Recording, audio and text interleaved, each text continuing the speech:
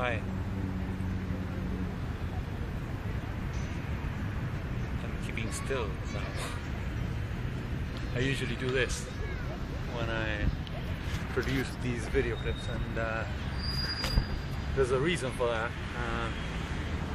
You can't focus on the background because it's in constant movement, and you only have to focus on the only thing that is seems to be still, which is me. So you don't get lost with all the rubbish I say. Not now. Been thinking about movement. Everything is movement. The whole universe is movement. If we had the sensitivity to be able to look beyond, some people can. How can I put it? Look. Okay. Have you seen Google Maps when you're looking for some place you have to be at? Or, well, you do this a lot in England because you just give you an address, go into Google Maps, and there it is. So, but Google Maps has a small line thingy on the left-hand side of the map with a little person, and it's like a magnifying glass, right? You have plus sign and a minus sign. Well, that's interesting because every time you go into Google Maps, you have no idea where you are. You can't see. You're in the middle of somewhere.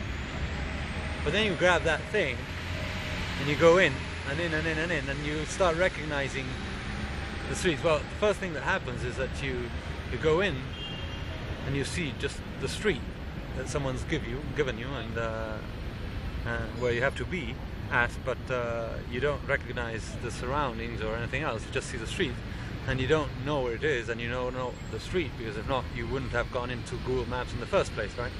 So you have to go back a bit and then start looking for the nearest tube station or whatever, just getting your coordinates and trying to figure out how to get there, right? Basically what you're doing is you're just seeing, right?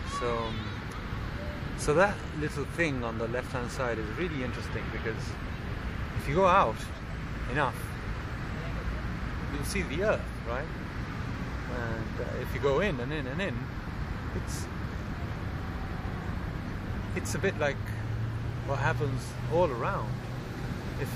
If I was going to, if I grabbed my arm, let's say, right, and I started, let's say, it's my arm, right, and started going in and in into my arm, right. There's some point where the camera doesn't go beyond, but if we started doing that and started going in and in and in and in and in, there'd be a point where we'd get to molecules, right? And between the molecules, space and energy bindings, and if we started going out and out and out and out and out, we'd see the Earth, and we started going further and further, we'd see the planets, and suddenly we'd see something very similar, right? Like molecules and energy binding. So on both ends, the image is the same. So basically, it's all the same. And the universe is vibration of waves of sound. Sound is waves, and it's in constant movement.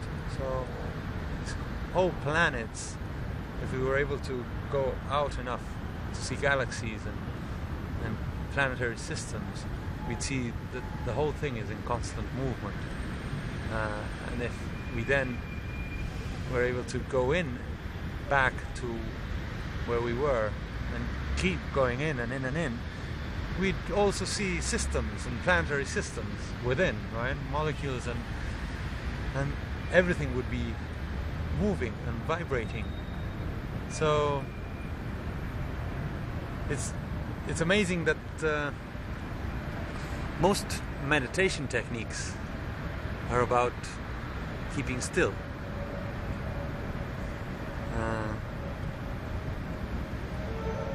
Staying still seems to be one of the most difficult tasks for a human being. You see people jumping around doing martial arts and put their legs up here and kicking and doing a lot of stuff, right? Yeah, that seems to be pretty tough to do. It is very difficult and it takes a lot of years of practice, but keeping still, completely still, finding stillness is much more difficult, and it's one of the most difficult things a human being can pursue. Now, the amazing paradox behind all this, or irony, if you want to call it like that, is that once you attain this stillness, you actually start becoming aware of the real movement around, right? Of everything is vibrating. People, if you stand on a table and you see the table, the molecules are vibrating at very high speed, and your molecules and your souls are doing the same thing. So people can manage that and go through the table, right? But it is actually a circus act to stay on top of the table if you can see what's really happening. So standing on a table is a pretty normal thing to do for many people, but you actually realize what's happening there. It's a very interesting thing to actually stay on the table.